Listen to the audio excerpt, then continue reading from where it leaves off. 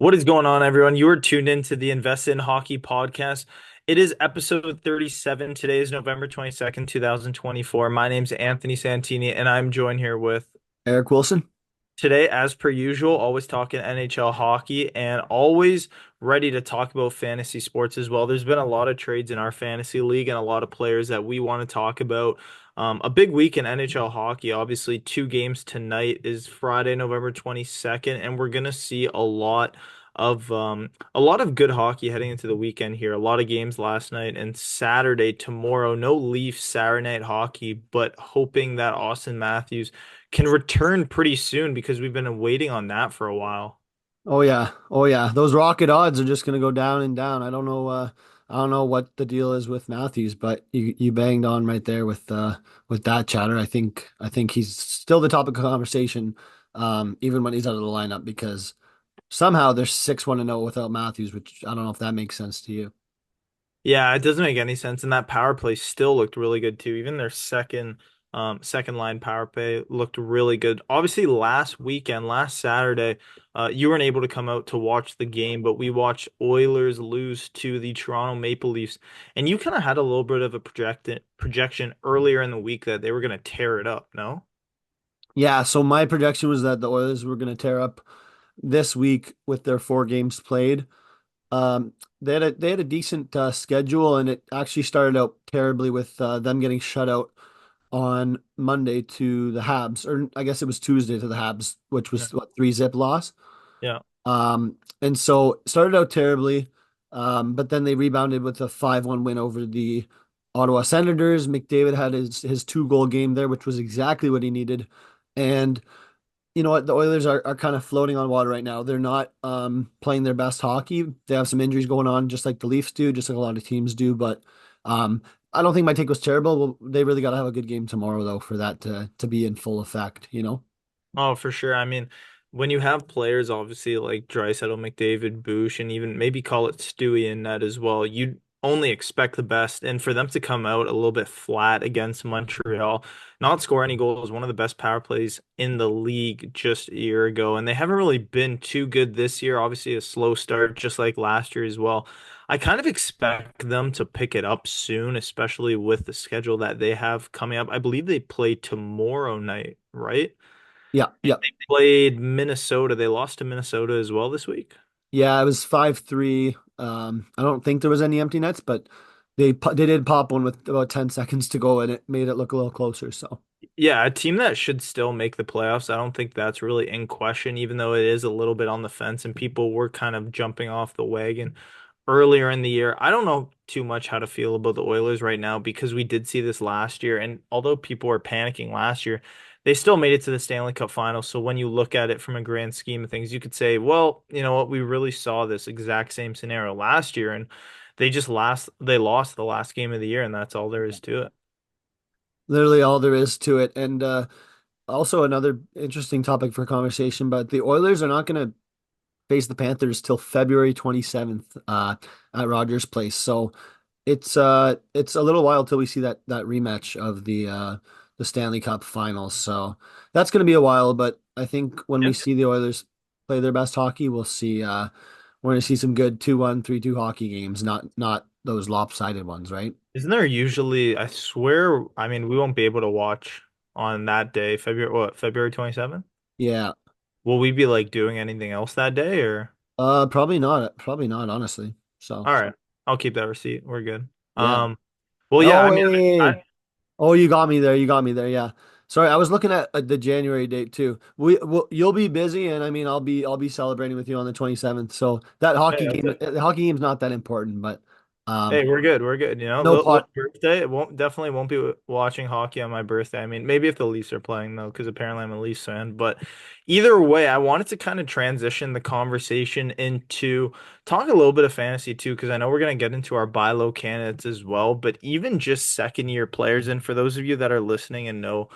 Me and Eric also like to collect sports cards as well, and some players, three big players that kind of came into the season you thought with a little bit of hype. And when we go forward looking at some players coming out of their great rookie years, like even next year when we look at Matvey Michkov, Celebrini, who are some other players, maybe even like a Dustin Wolf, who's obviously having a great year too.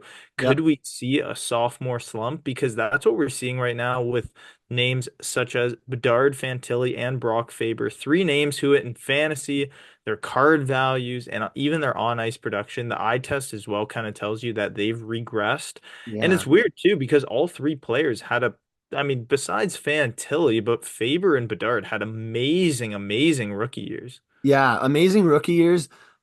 Despite not even a full 82 from Bedard, we expected a lot from those two coming in, and the sophomore slump is just no, it's just not any. It can't be more evident.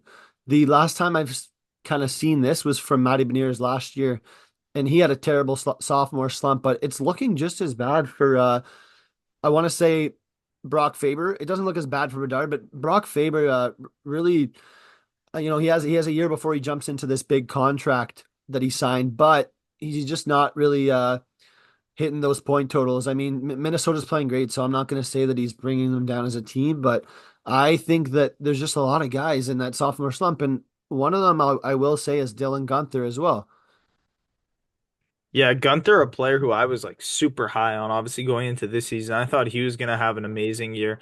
And he started out with a two goal, and then the overtime winner, 5 goals in 3 games. And his market was just absolutely insane. Everyone was talking about Dylan Yeah. Gunther. I thought I made the greatest pick in fantasy, drafting him in the 6th round. And then in 15 games, he has only 2 goals. Sure, he averages his chances and shots in front of the net for those people listening for fantasy purposes. Shout out Landon if you're listening, because I know he is an avid listener. But Dylan Gunther hasn't been amazing at all, and you actually just picked him up off waivers when I dropped him because I was kind of done with it. I picked him up Mm. in, or I dropped him in the ESPN league as well. So if you feel like picking him up, he is available. But there is the situation that people talk about all the time with the sophomore slump, and it's clearly evident with these players. Clearly. Yeah, and I think it almost like shines a bit of light and respect onto those veterans who are consistent point producers. We can keep going on with names and names, and not all of them are sophomore slumps, but I'll give Wyatt Johnson a bit of a tick too because he's been a little disappointing. He's been quiet. It's technically his third For season, and sure. so is a guy like Logan Cooley, where yeah, again, technically I think it's Cooley's third season, but they're all in that same boat where none of them are shining, and a lot of them have the opportunity, right? So we're seeing Cooley on a line with Bukestad and Gunther, I believe, and I just don't see it for Utah. They got shut out by the Bruins last night, which it made me happy, but it just was like, man, what happened to the dangerous Dylan Gunther? Like, why aren't they scoring some goals on like Korpisalo here? You know? Yeah, I mean, even too, like you said, and I kind of interrupted you there. I thought you said Kent Johnson, but Kent Johnson actually came out last night, pod 2 goals against Tampa Bay. Shout out him. He was injured for a little bit, but you said Wyatt. I thought you said Kent. I got confused Oh, for a it's okay. second. Yeah. Wyatt Johnson has been great. He just scored, I believe, last night or 2 nights ago, so that was his first in a little bit. But yeah, the sophomore slump is definitely evident. And if you're gonna buy low on some of these sophomore players, I think there is definitely value with most of them. Like when we look at Bedard, Fantilli, Faber, Faber especially. Mhm. But I know we wanted to talk about too some buy low candidates, and we're gonna go through each other's, and then we're also gonna do a little bit of a fantasy trade breakdown where we look at some fantasy trades that Oh happened in yeah. our league this week because I believe there's 4 or 5 that actually went down. So we'll go through all of those, give a little bit of insight and reasoning looking at them, and yeah, without further ado, if you want to start us off here. Yeah, so I'll start it off. Buy low candidates. Obviously, these are going to change on a weekly basis in terms of availability in your leagues, maybe which guy owns them. I'll start off since we've been talking about him, but Connor Bedard's at his lowest value we'll ever see in fantasy hockey, in keeper leagues and in regular leagues. I just don't think there's anyone with a season rank or positional rank similar to Bedard. The biggest thing that if you are listening for fantasy purposes, you really have to note this, but Connor Bedard should be getting left wing or right wing eligibility very soon. So he's been playing on the wing with Jason Dickinson at center. So if Connor Bedard gets dual eligibility or even triad eligibility, he would be insanely valuable. And I almost think you can't trade too much for him unless you were really, I don't think anyone would do this, but unless you were moving a guy like McDavid, McKinnon, Matthews, any of those guys, you're probably going to win the deal. I think if you can do a nice 2-for-1 for Bedsy there, he's that top candidate for me. And I think you can agree there's a bit of value there, right, Sans? Oh, for sure, for sure. Second off, I'll go right to another center who he's kind of been pretty consistent in his career on a Rangers team, but Mika Zibanejad, he only has 4 goals in 18 games. He's known for being, that half playmaker, half goal scorer. He usually plays with a Panarin who also can really dish the puck, but he hasn't looked the same this year with the puck and even without.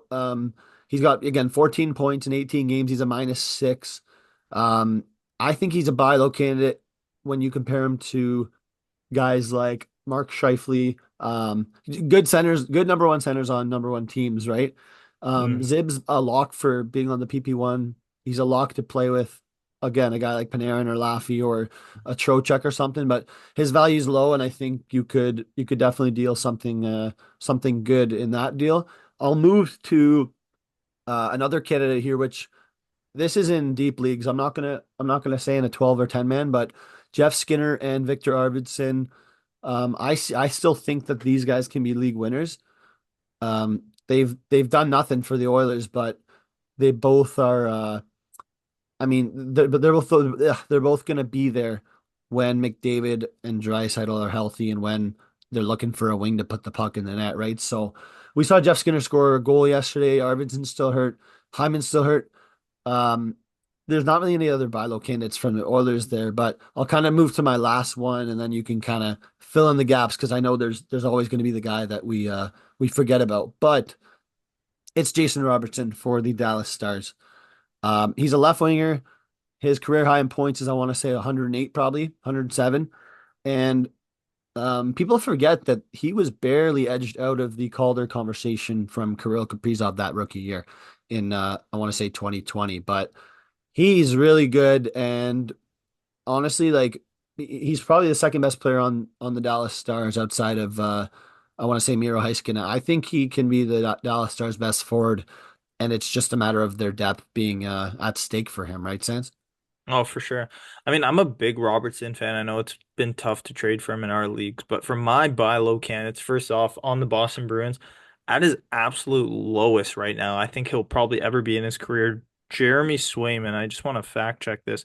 14 games played, only 5 wins with a 884 save percentage, a 3.47 goals against average, and almost a borderline negative average points in fantasy, which is the lowest I think he could ever be. So his next start should be the start of the uptrend for Jeremy Swayman because I think this is just the bottom of the barrel for him. And if you can pick him up for what his value is right now in fantasy, if it is a non-keeper league, I think you should. Even if it is a keeper league and you think that he will be a future candidate for your goaltending for your team, I think it's a great pickup. Swayman's an amazing pickup if you are able to get him. Second up, 100%. I got Steven Stamkos, only 10 points in 20 games. Signed a big ticket for the Nashville Predators in the offseason, and I think they expected a lot more out of him. But even still, Nashville in itself, they've really struggled. And to see some of Mhm. their pickups like Marchessault, and Stamkos struggle early on, it is a little bit disappointing considering that they were almost a Stanley Cup playoff lock. And to see that they won't even make it is really, really disappointing. So those are my picks. And I know we wanted to end it off by looking at some of the trades that went down this week. So I'll read Yeah. out a couple trades and maybe you could give a grade to it and let me know what you think. So first off, we had a trade where Kiefer Sherwood got traded for a fourth round pick. Yeah. So clearly a desperation move from the one side who's looking for those banger cats. Like we said in a lot of our previous episodes, we're both in a keeper league with blocks, hits, most categories. We don't have penalty minutes. We don't have plus minus, a couple things missing. But when you're adding Kiefer Sherwood and you don't even have penalty minutes in your league, you really got to question what are you giving up. And I think a fourth round pick could be used more effectively, but you got to do what you got to do. So I'd give that a B minus for the team getting Sherwood. I'd probably give it a solid A for the team getting the fourth round pick. Yeah, I mean, it is a little bit. you could feel indifferent about picks too, because you could trade for a pick in November and then it means absolutely nothing until next October. Yeah, So if there is a player that you think you could get and could help you, even if you do overpay a little bit, I don't mind it. I mean, it's a little bit of a bailout with JT Miller going down, that Kiefer Sherwood's on that top yeah. line. Still a great player and he's been good. So I'm gonna give that like a C minus for the team that acquired Kiefer Sherwood, and I'm gonna give it an A minus for the team that um, received the fourth round pick because they did pick them up just a week and a half before on the waiver. So a great way of using your waiver money. Next up was a team that traded for Valerie Nichushkin, and Nichushkin was swapped for a fourth round pick.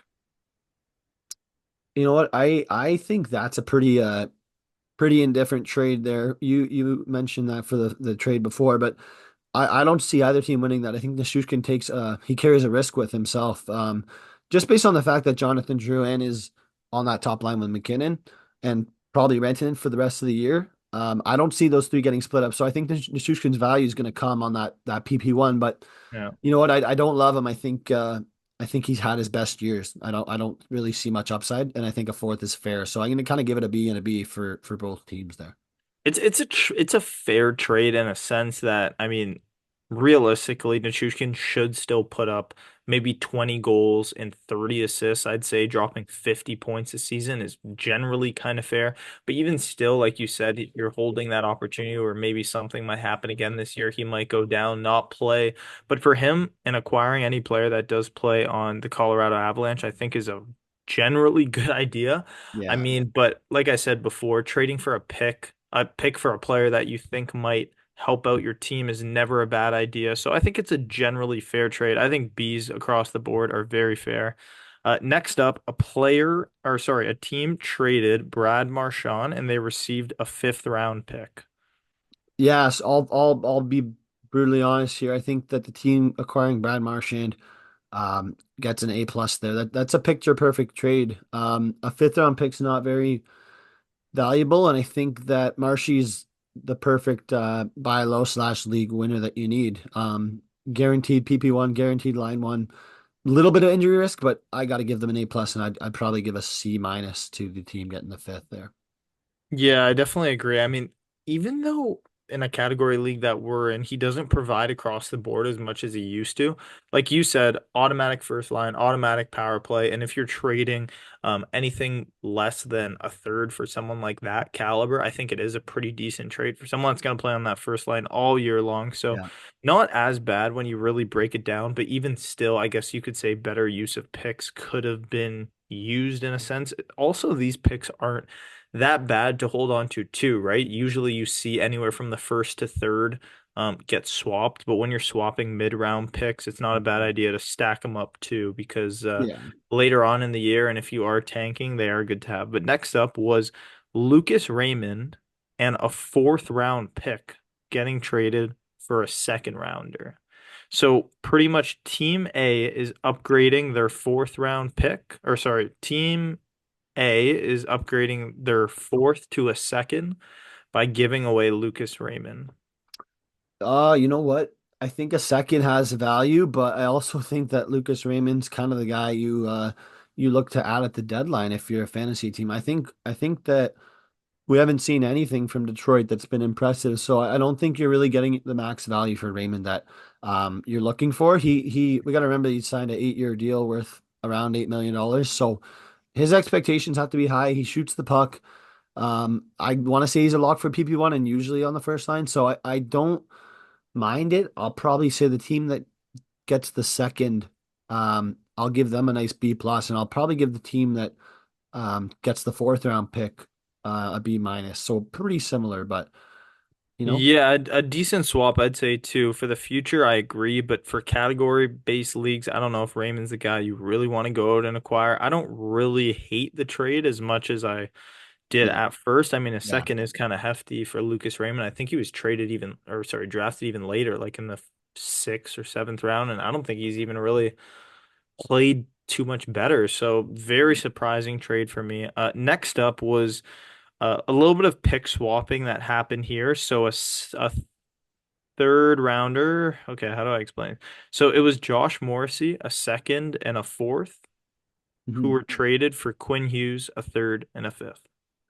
Yeah, man, if you throw me those two defensemen in a sentence, and I'm automatically going to lean towards Quinn Hughes of the Vancouver Canucks, solely off the fact that he won the Norris last year. I think his acquiring him and not having to move a first round pick is a win. So I think that if you told me a first and a fourth or something, I'd be like, okay. But again, to downgrade to Morrissey and to see that the Jets have a bit of drop off there and drop off potential in their percentage um, categories, I don't love it. But I think that the team that acquires Hughes gets a nice A there, and the team grabbing Morrissey gets a nice maybe B plus. So nothing too Yeah, crazy. I don't know. I kind of like acquiring Quinn Hughes here because you're kind of buying Quinn Hughes low and you're trading Josh Morrissey high. And even though you are giving those pick swaps up and you're downgrading your picks by one round in the second and the fourth, I don't hate it. I'm honestly going to give the individual that acquired Quinn Hughes an A plus, and I'm going to give the individual that acquired Josh Morrissey a B minus. I think a good trade for both, but not really what you'd expect when you're trading away a top three defenseman. Next up, Yeah. one of the blockbuster trades I believe so far this league. This was actually me. I made this trade. I traded away my franchise player, my favorite player, Austin Matthews, and I acquired Nikita Kucherov, a third and a fourth. Yeah, so you told me about this deal before I actually saw it on our keeper league transaction list, but I would 100% say that, you know, Austin Matthews, he doesn't have any upside in his name value. Name value is something we talk about all week, Stance, on the phone every time we chat, and And it is valuable. It is very valuable. it's very People, valuable. It is. And there's a lot of GMs, I'm not going to call it ones in our league, but a lot of GMs in general that will not make trades unless they're grabbing name value. So, a lot of Leafs fans might only be like, okay, I'll trade for Nylander, Matthews, or Marner, but I don't want like a Domi or a Nyes. Like, I don't want a Bouchard. I only want my Leafs. And there's a lot of people like that. And I think you were able to explore the market for Matthews. You had him on your team for a solid year and a couple months.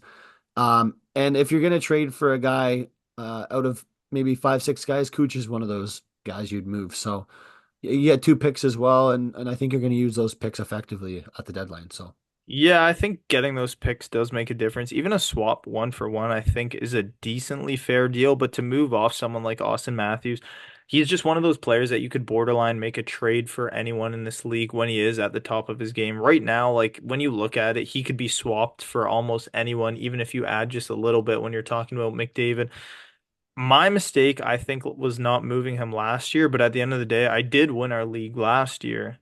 yeah. So if I were to move him, maybe that could have been a mistake. So I'm okay moving off him for now. I am very scared by that injury. But next up, and we do have three more trades left before we wrap up, we have Team A, who traded away Evan Bouchard, Stuart Skinner, and a first round pick. And then we had Team B, who traded away Philip Gustafson, Zach Werenski, Alexander Ovechkin, and a second round pick. So I am gonna talk about this trade because this was a trade that you actually did make with Murray yesterday. Oh yeah. So I am not a big Stuart Skinner fan. I've always said that too. I think he is kind of, I don't know, his name value, like I said, because he's a starter on the Oilers, is very high. But being able to trade him away after, which we'll get into, but you acquired him at first. You acquired Evan Bouchard as well, who is one of the top three defensemen in the league. Even though we were talking about it, Thomas Chabot averaging the exact same stats right now as Bushbaum. So a slow start to him, but a great Yeah. player to buy low on. Also receiving a first round pick, which I don't know, we could keep receipts on this somehow and look back, but I genuinely think that this first round pick will be a top three pick in the league because I don't see Murray's team making the playoffs this year, and that's not really a chirp against him. I think he kind of did his best to craft a better team than he had last year, and he did that, but I don't think it's going to be as much better to make the playoffs. But you trading away Philip Gustafson, which you drafted very late, you sold him high, which is extremely fair. Selling Zach Werenski high and selling Alexander Ovechkin high, I think is absolutely fair. Ovi obviously going down just 2 hours after this trade was made was a little bit funny. Murray wasn't too happy about that. I Yeah. didn't love though you trading a second back. I feel like this trade genuinely could have been done without the second round pick because you were trading away one of the better goalies in the league, one of the better goal scorers in the league for a buy low candidate defenseman and a buy low candidate goaltender too. You ended up moving Skinner, but acquiring that very important first round pick, I think that pick's gonna be very valuable. So that's gonna be one of those things that you look back on and be like, damn, like Murray's in 12th place right now, but he traded away his pick. I think that's big, but I like you selling high on your players. You did get good value, and shout out you because usually people won't value a player for what they're actually going for. If they are high, if they are low, it's always tough making trades. So Yeah. any trade getting done, I would give you a B plus. I'm gonna give Murray a C. I mean, he did get gusted. I'm B plus, not A All right. minuses. I'll give you guys both B plus because I think that Murray Yeah. got some good players out of this. But next up. Oh yeah. We had player or team A trading away Stuart Skinner, Casey Middlestat, and Andrei Svechnikov for Steven Stamkos, Vejmelka, and Hyman. Again, this was done by you, and I'll be a little bit quicker on this trade, No worries. Yeah. but I believe that you got away with a better deal last deal. I think Mike made a pretty good deal here, trading away Hyman, trading away Stamkos, trading away Vejmelka. I'm gonna say that Vejmelka is borderline droppable. I think that's fair Yeah. to say. I think Hyman's off to a slow start. Stamkos also off to a slow start, but could pick it up and can be really good. Svechnikov, who is an absolute stud of a fantasy player. I think he's great, and you're kind of doing that deal with hopes that you're selling him high, which I Yeah. think you are, which is a smart move. Casey Middlestat, he's been good, but not borderline droppable, but just enough to be rosterable. I think acquiring Stamkos and Hyman, they could be two players that end up being better than one Svechnikov. So I think that's kind of what you're hoping for. Stuart Skinner, a player who you just want to get rid of. So Mm. kudos to you for doing that. But I think this deal could only go well if Stamkos and Hyman pick it up. That's Yeah. the one Yeah. thing that I look at this deal and say, okay, Seshnikov's playing really well, while Yeah. Stamkos and Hyman aren't playing as well. If they could both pick it up, it could end up working out for you. So I don't mind this deal. Yeah, fair takes. Those are fair takes. I mean, a lot of trades. Usually, I'm not the one involved in these deals. I think last year you were really active on the deals, and I think I kind of held off with my team. I was comfortable with those keepers, and man, 2 trades in a week. I was happy to make them. So I'm glad Yep. you were Fair enough. honest with the feedback there, Sans. Yep. And there goes Murray trading away his second round pick. So there goes all his future on this next trade. He traded away Andre Vasilevsky and a second round pick and received Jake Ottinger in a fourth. I think it's a great trade, honestly, for both teams. Yeah. Like you're kind of trading up to get Ottinger and trading down to get Vasilevsky, which two great goalies at the end of the day. I'd say they're dead even. But if you want to go ahead and pick swap it because Vasi Yeah. is he just plays so many games while Ottinger is at the top of his game right now. The only reason why I'm laughing is because Murray doesn't have a first or a second anymore, which is Oh, kind of funny to me. yeah. But I think this was a good trade for him, and I'm really hoping he can make the playoffs and hopefully make a push for it this year because he needs it like air, like really bad. So shout out Murray and his co-GM B-Man for making some Yeah. deals.